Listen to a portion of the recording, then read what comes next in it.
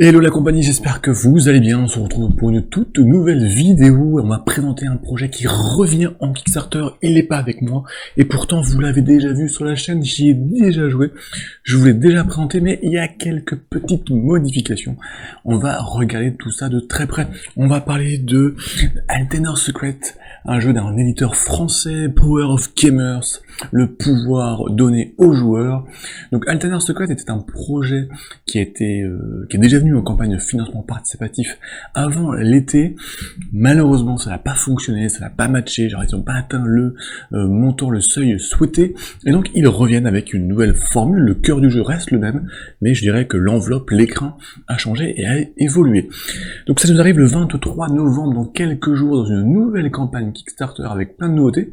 Ce que je vous propose, c'est qu'on redécouvre la vidéo avec le prototype que je vous ai présenté. Je vais vous la remettre et vous donner tout ça pour bien que vous ayez tous les éléments. Et ensuite, on se retrouve après la présentation avec le prototype pour vous présenter toutes les évolutions, les nouveautés, tout ce qu'ils ont essayé de mieux faire pour réussir cette nouvelle campagne Kickstarter. Donc voilà, le matériel n'est pas du tout définitif, la qualité n'est pas définitive, tout ça va être encore amélioré, revu pendant la campagne Kickstarter et jusqu'à la phase de production, donc c'est du prototype, je vous le précise. Donc on va se retrouver dans Altener Secret, donc à la tête de deux guildes, la guilde des savants et la guilde des alchimistes, en tout cas pour la boîte de base, avec différents personnages, et on va venir ici combattre sur ce plateau circulaire, c'est une tour en fait, et vous allez voir qui bouge. C'est un des grosses mécaniques de ce jeu, des petits des créations, des ajouts qui est très intéressant, c'est le mouvement. Vous allez voir ici toutes les hop là, tout ça ça bouge, hein. Bon, on va venir après pour regarder comment ça se passe. Donc on va chaque joueur va avoir une guilde des savants, guildes des alchimistes. Alors dans les guildes, vous allez avoir 6 personnages, un combattant, un porteur de l'ataris, de cette capacité de mouvement, 2 novices, et puis 2 coureurs. Alors, par exemple, si on prend cette première guilde, on a ici le combattant. Donc c'est de la figurine en 32 mm à peu près. Donc voilà, figurines en tout cas qui sont plutôt très jolies, très détaillées. Donc on a le combattant, on va avoir aussi le porteur de l'anneau, hein, donc c'est ce qu'on voit aussi dans son dos en fait, hein, c'est lui qui va maîtriser les capacités de mouvement, de rotation de la salle, donc aussi important. Et on va avoir ici un coureur. Bon, je vous les présente rapidement là en caméra, ici. Et puis on va avoir un novice, donc là, le petit novice, dans sa version 32 mm. Alors, dans la version définitive, il y aura le coureur sera en double et le novice sera en double. Là, il n'y a qu'un seul exemplaire. Donc chaque joueur va récupérer une guilde, va prendre 4 personnages sur 6, alors un petit spoil, c'est forcément les novices qui n'ont pas de capacité particulière, ils vont être mis en fait en réserve, donc vous allez récupérer 4 personnages que vous allez mettre ici sur ces cases de départ, 3 cases à l'extérieur, et puis ici, votre base. Donc ici, c'est la base du deuxième joueur avec ses figurines, hein, tout pareil. Et ensuite, tout va se passer sur le plateau. Alors qu'est-ce qu'on va retrouver sur le plateau?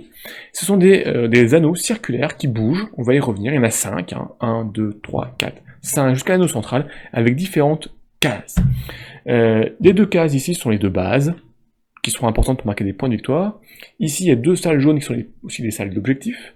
On a ici, au centre, une salle qui est capable de vous ressourcer en énergie, on va voir, c'est important.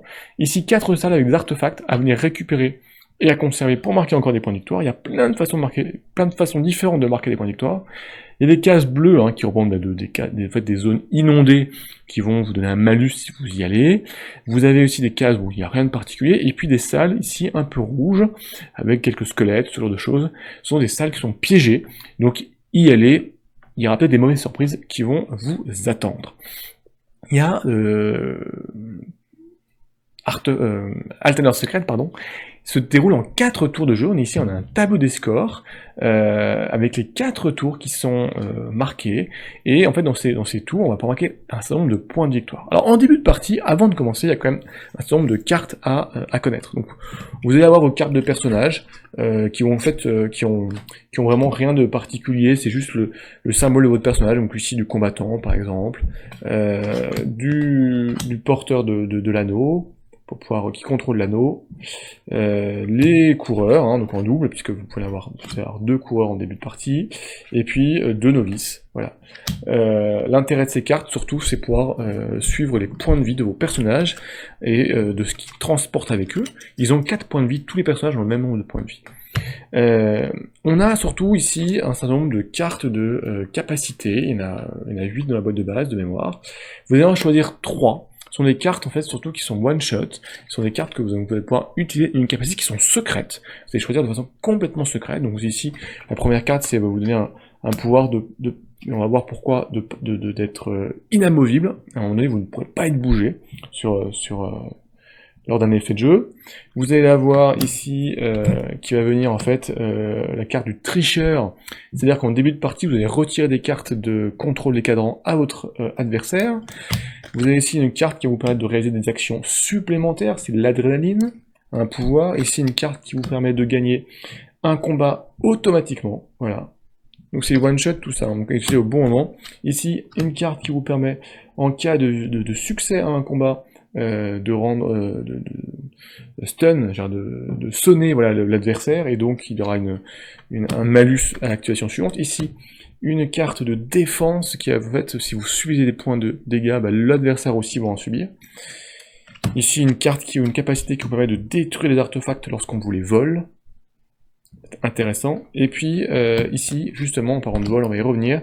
C'est une des actions qui est possible lors de votre activation, ce qui vous donne un bonus pour voler les artefacts de votre adversaire. Donc ça, il y a plusieurs capacités. Vous en choisissez 3 de façon complètement secrète, vous mettez dans votre main. Vous allez avoir aussi un certain nombre de cartes de contrôle justement des anneaux.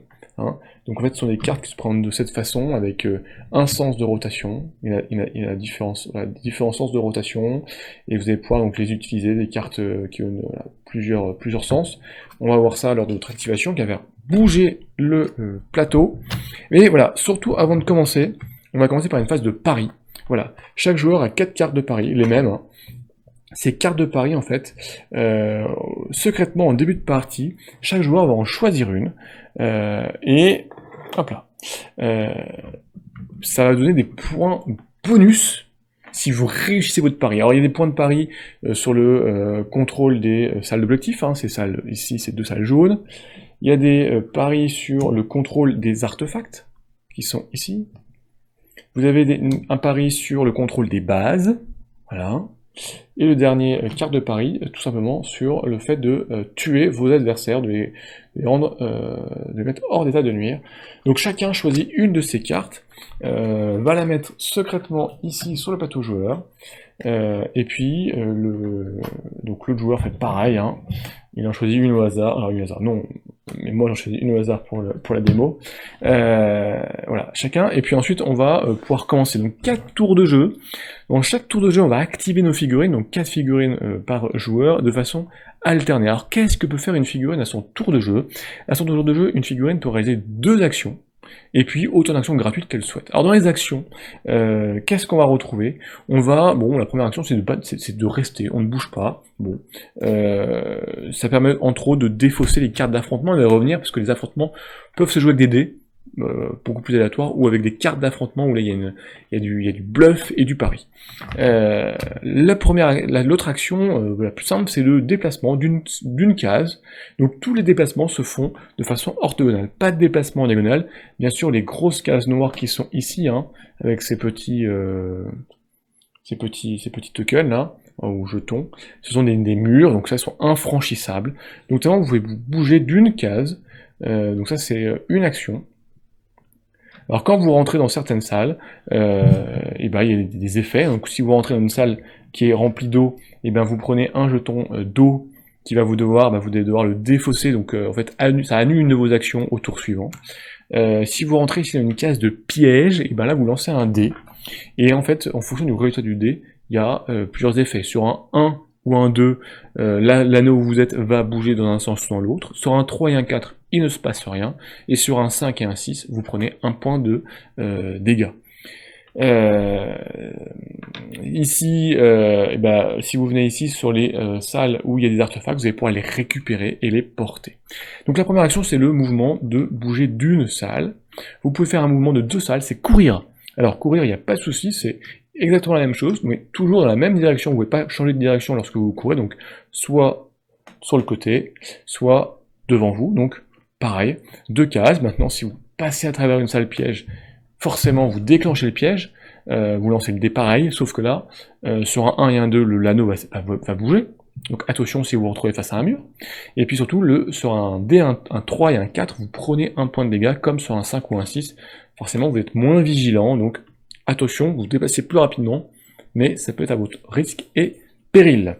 Vous pouvez traverser les salles des coéquipiers, hein, donc si vous êtes ici, vous avez le droit de traverser une salle, mais pas d'y rester, hein. On est toujours seul dans sa salle, on n'est jamais deux, donc il faut ici traverser, donc soit en courant, soit en faisant 2 fois l'action de déplacement, mais jamais de venir dans la même salle. Et puis, vous allez pouvoir bien sûr combattre, et voler, et pousser. Alors, c'est ça qui sont un peu intéressant lorsqu'on va prendre un jeton, un personnage ici qui est face à vous, donc les combats, le vol ou pousser, donc se fait dans les salles qui sont adjacentes. Sur un vol, en fait, il faut lancer, il va falloir, on va lancer le dé si on joue avec les dés, ou on va jouer ici avec ces cartes de pari. Alors, on va vous les présenter. Les cartes de pari, il y en a, vous avez 5 cartes qui ont une valeur de 2 à 6, voilà, hein. 2, 3, 4, 5, 6. En début de partie, de façon complètement aléatoire, vous en défaussez une. Voilà. Donc vous mélangez, hop là, et puis vous en défaussez une complètement aléatoirement, l'autre adversaire ne le sait pas. Vous savez puisque vous allez les regarder.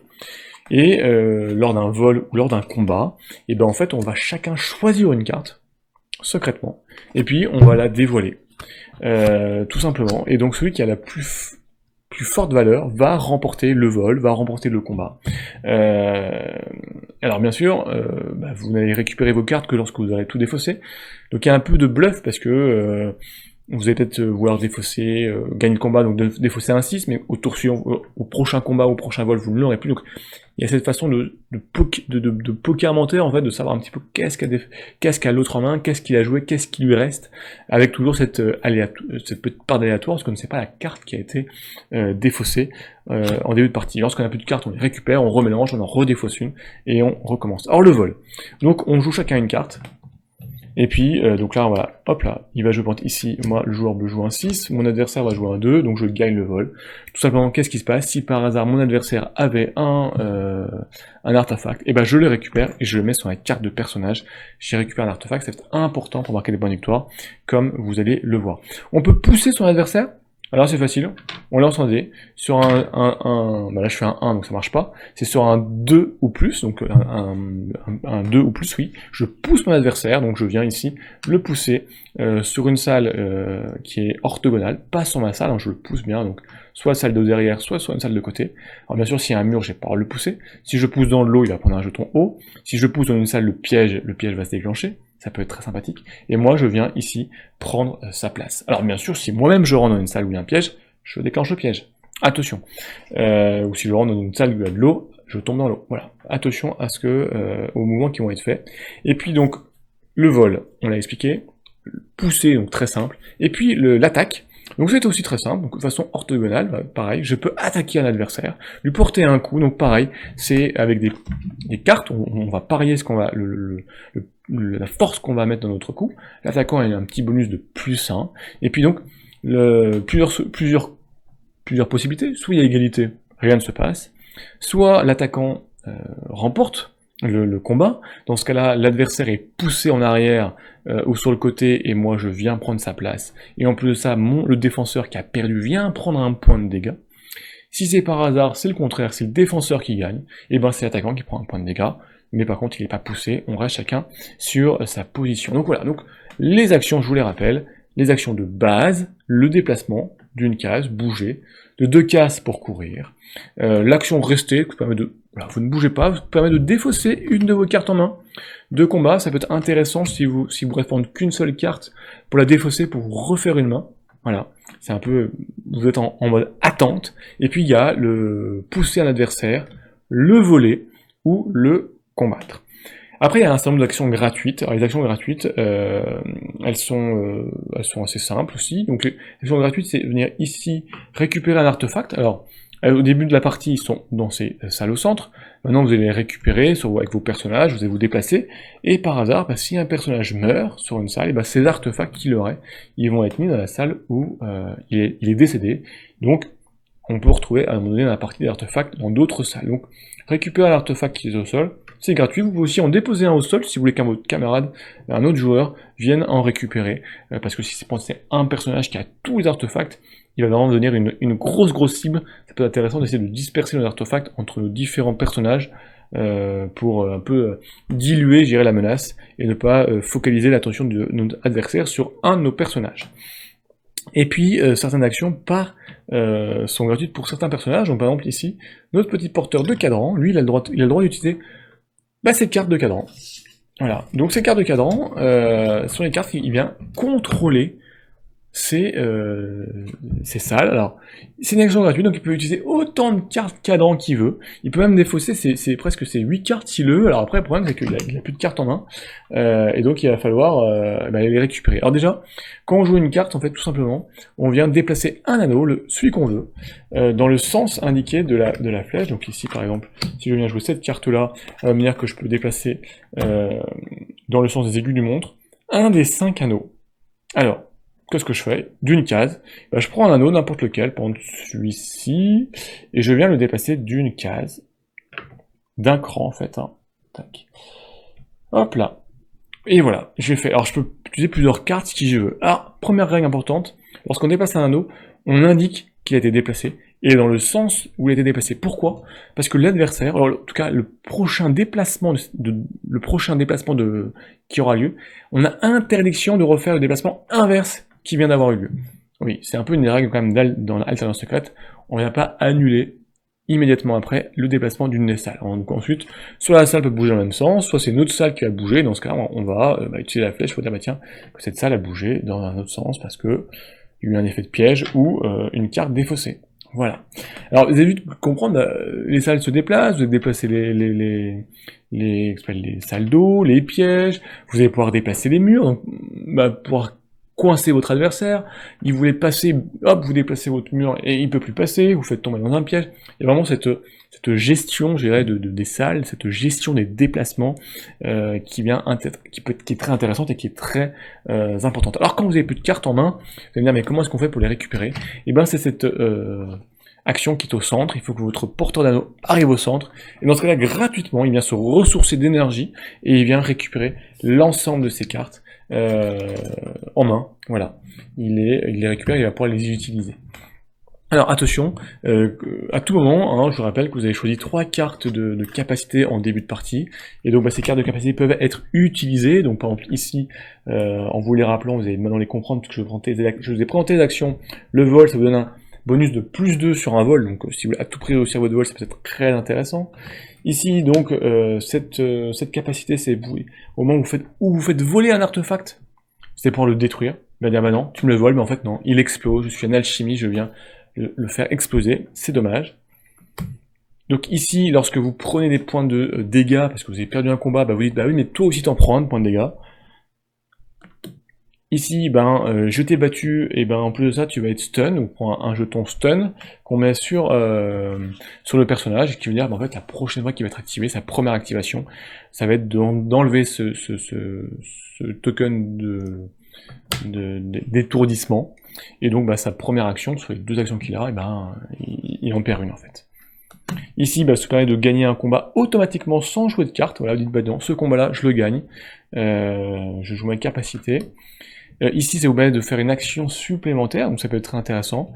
Alors, vous pouvez pas faire 2 fois la même action, mais vous pouvez pouvoir bouger, pousser, attaquer en même tour.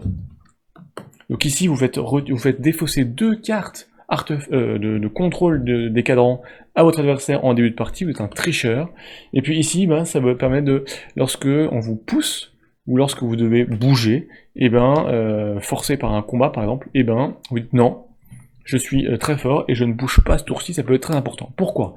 Parce que ça permet d'apporter les points de victoire. À chaque tour de jeu, et dans les 4 tours de jeu, et au moment des activations, on va regarder les points de victoire, il y a, je veux dire, il y a 4 façons majeures de marquer des points de victoire lors des 4 tours de jeu. Hein, chaque tour de jeu, c'est l'activation alternée des 4 personnages. Tout d'abord, l'occupation des salles d'objectifs. Si à la fin de votre activation, donc ça peut être plusieurs fois par tour, ça peut être 4 fois par tour, si à la fin de votre activation, vous occupez les 2 salles d'objectifs simultanément, vous marquez un point de victoire. En tout cas, vous prenez un petit token et vous marquez, voilà, premier tour, j'ai réussi à la fin de l'activation de mes personnages, j'occupe les 2 salles, donc après l'autre joueur va jouer, hein, je sais pas, il va faire un déplacement par exemple, et ben si à la fin de l'activation de mon personnage, je suis encore en train d'occuper les 2 salles d'objectifs, je remarque un point de victoire. Donc attention à ne pas laisser votre adversaire, il va falloir venir ici rapidement pour pouvoir le pousser par exemple, pour l'empêcher d'occuper les 2 salles d'objectifs. Donc voilà.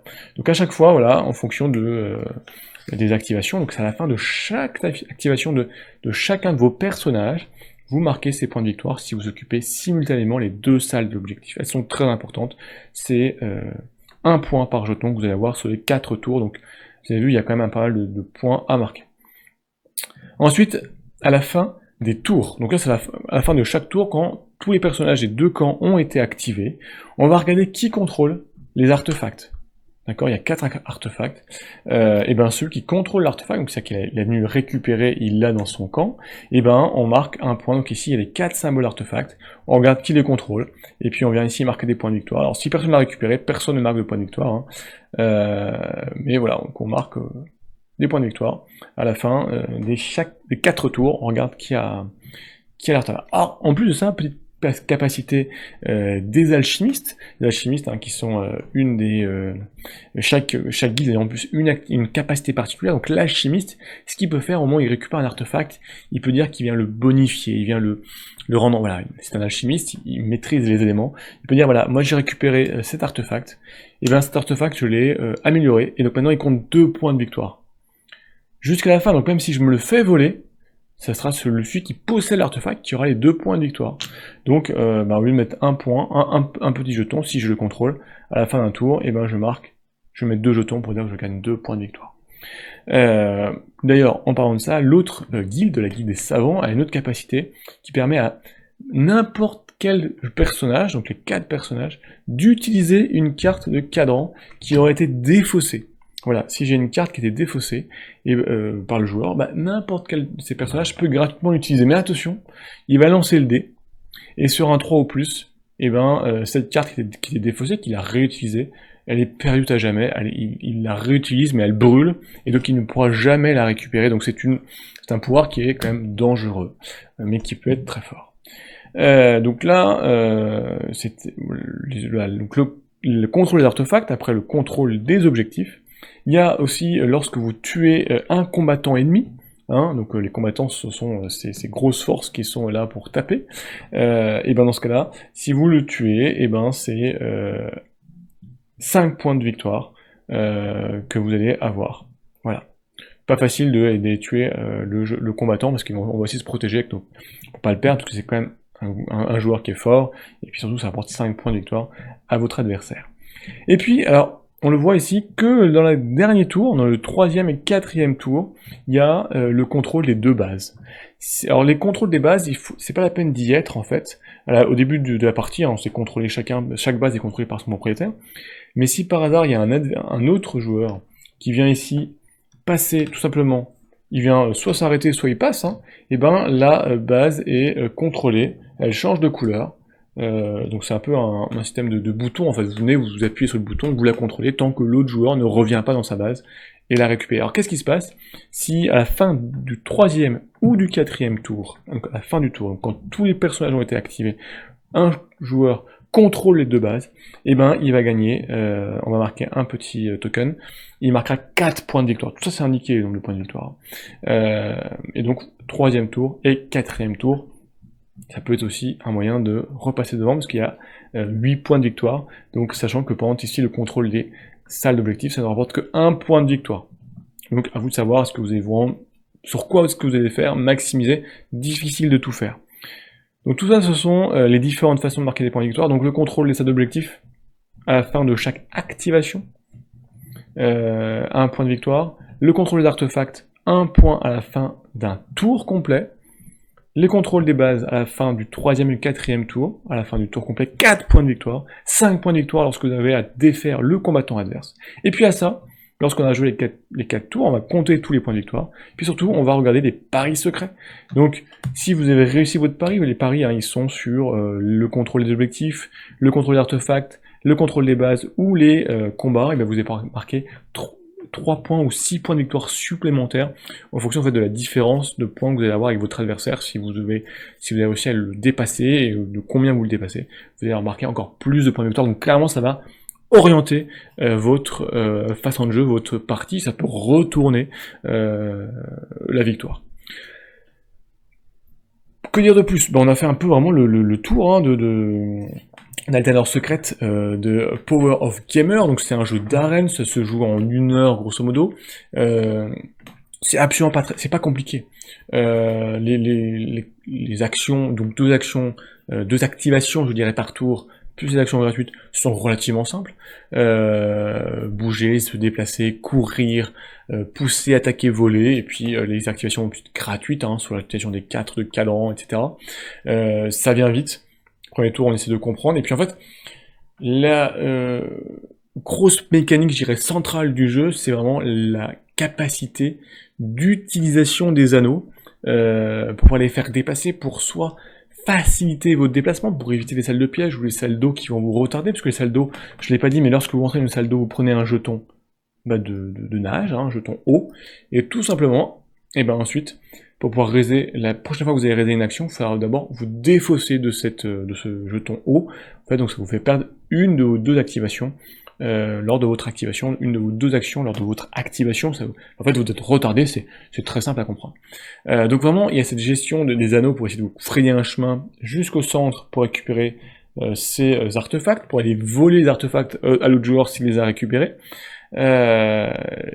Donc il faut déplacer pour se créer un chemin, mais aussi déplacer pour embêter l'autre joueur. Mais parfois, en vous créant un chemin, vous allez faciliter l'autre joueur, ou inversement, parce que vous allez lui rapprocher une case d'objectif ou une base. Enfin bon, voilà. Donc il faut vraiment trouver l'équilibre, et puis il faut quand même activer dans le bon ordre vos personnages, puisque tous ne peuvent pas utiliser les cadrans. Vos coureurs, bien évidemment, alors, petit bonus pour le coureur, il peut faire une action de mouvement supplémentaire gratuite, il peut bouger d'une case en fait supplémentaire gratuite par tour, il court tout simplement. Donc il faut activer par rapport à votre porteur de cadran qui va utiliser le cadran, est-ce que j'utilise avant, après, est-ce que je le place, enfin bon. Il y a vraiment cette coordination au sein de votre équipe à vraiment parfaitement gérer, mais ensuite, voilà, après ça va relativement vite, il y a vraiment les capacités ensuite des guildes, et puis vos propres capacités que vous avez choisies par rapport à vos cartes, le bluff lors des paris, avec un peu une façon de poker menteur en fait, hein, quelle carte je vais utiliser, qu'est-ce qui me reste, est-ce que je vais vite essayer de les défausser pour récupérer mes cartes qui sont fortes que je n'aurai plus, voilà, il y a tout ça, et puis gérer les points de victoire qui, une grande partie sont visibles, mais attention, il reste les paris qui peuvent retourner une situation. Alors, maintenant vous connaissez un petit peu le jeu, Altenor Secret, donc c'est un jeu de déplacement, de mouvement, je dirais, aussi bien de vos figurines, de vos équipes, que de celles que du plateau, de ces anneaux circulaires qui vont bouger les uns avec les autres, ou en tout cas, voilà, chacun dans un sens ou dans l'autre. Donc ça va essayer de garder la tête bien froide et pas tomber avec toutes ces rotations, et de vous en sortir, de marquer le nombre de points de victoire sur ces 4 tours. Donc le cœur du jeu, il change pas, on reste vraiment sur un jeu d'affrontement en 1 contre 1, en 2 contre 2, ou en 1 contre 2, voilà, tout est possible. Vraiment, par rapport au prototype d'avant de l'été, il n'y a pas de changement sur le cœur, sur le gameplay. Alors qu'est-ce qui va changer? Qu'est-ce qui va évoluer? Qu'est-ce qui va être amélioré? En tout cas, pour cette nouvelle campagne, donc je vous rappelle, 23 novembre, dans quelques jours, en VF, donc déjà ça change pas. Tout d'abord, il y aura des nouvelles offres, c'est-à-dire une offre beaucoup plus claire, avec une boîte de base avec des standees. On sera plus avec des figurines. Il y aura des figurines pour ceux qui veulent. Mais voilà, la boîte de base sera avec des standees, ce qui fait que le coût va être moindre, il va être plus abordable. Et surtout, l'offre va être plus importante, puisque dans la boîte de base, vous allez avoir 6 factions différentes, avec 6 figurines, plus une dans chaque faction, donc qui vous fera 7 figurines, mais la 7ème est une figurine qui est Kickstarter exclusive. Donc, chacune des figurines vient avec ses capacités, comme on l'a vu dans la vidéo, avec ses stats, etc. Donc, ça vous donne autant de rejouabilité, d'équipes asymétriques en fonction de ce que vous voulez faire. En plus de ça, il y a une 7ème faction qui peut être débloquée s'il y a 500 personnes qui s'inscrivent à la newsletter avant la campagne. Donc voilà, ça c'est gratuit, allez-y, inscrivez-vous à la newsletter si vous voulez une 7ème faction. Donc tout ça, grosse rejouabilité, donc c'est en standees. Première chose. Deuxième chose, c'est le plateau. Vous avez vu, sur le prototype, pour tourner les anneaux, c'est pas forcément super simple. Donc on garde le système d'anneaux, on garde la même chose, mais on va avoir une grosse base circulaire qui permet de poser les anneaux, donc ils vont pas bouger, et ils vont pas bouger les uns contre les autres en tout cas, et on va pouvoir les faire bouger facilement en cercle, en rond, en fonction du sens dans lequel ils tournent. Donc ça c'est une amélioration aussi en termes de confort de jeu qui va être amené, qui va être proposé.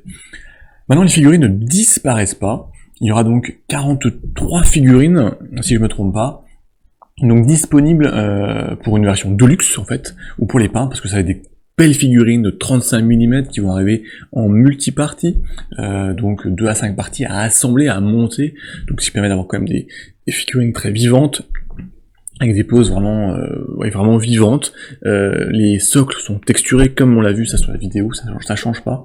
Donc tout ça, il y aura une boîte de figurines, même pour les peintres en fait, ceux qui sont vraiment juste peintres ou qui veulent juste des figurines pour du jeu de rôle, ou voilà, qui arrivent. Ça coûtera 90 € les 43 figurines, avec des très jolies figurines. Et puis bien sûr, vous aurez le pledge global, si vous voulez le jeu plus les figurines, la totale, 145 € a priori. Tout ça, tous les prix que je vous donne, bien sûr, seront confirmés au moment du Kickstarter. C'est une fourchette, et surtout, ils sont avec TVA incluse en théorie, donc il n'y aura pas de mauvaise surprise, il n'y aura pas d'ajout de ce côté-là, il restera bien sûr les frais de port. En termes d'évolution aussi, à noter qu'il y aura un mode de jeu débutant, voilà, qui permet en fait de jouer pour faire les combats avec un dé, au lieu de jouer avec des systèmes de cartes. Il y aura que 3 façons de marquer des points de score au lieu des 6 habituels, et puis on sera avec des équipes beaucoup plus symétriques. Donc c'est vraiment un mode de jeu pour découvrir le jeu. Après vous jouez en mode asymétrique avec vos équipes, avec leurs capacités différentes, de vos personnages, des cartes pour jouer les combats, 6 moyens de marquer des points de victoire sur 4 tours. Et en plus de ça, il y aura donc 16 capacités en plus, en cartes, là, comme je vous ai montré dans la vidéo, supplémentaires. Donc vraiment une grosse... ils ont vraiment étoffé le côté rejouabilité, le côté asymétrique, le côté une offre beaucoup plus variée, puisque de mémoire, dans la première campagne, on était que sur 2 factions, en tout cas dévolées, ce qui faisait que c'était peut-être un peu moins riche. Là c'est vraiment le fait qu'ils passent en standees permet de réduire le coût, et donc d'offrir plus de choses directement dans la boîte de base, sur les factions disponibles, donc grosse rejouabilité, avec un coût moindre.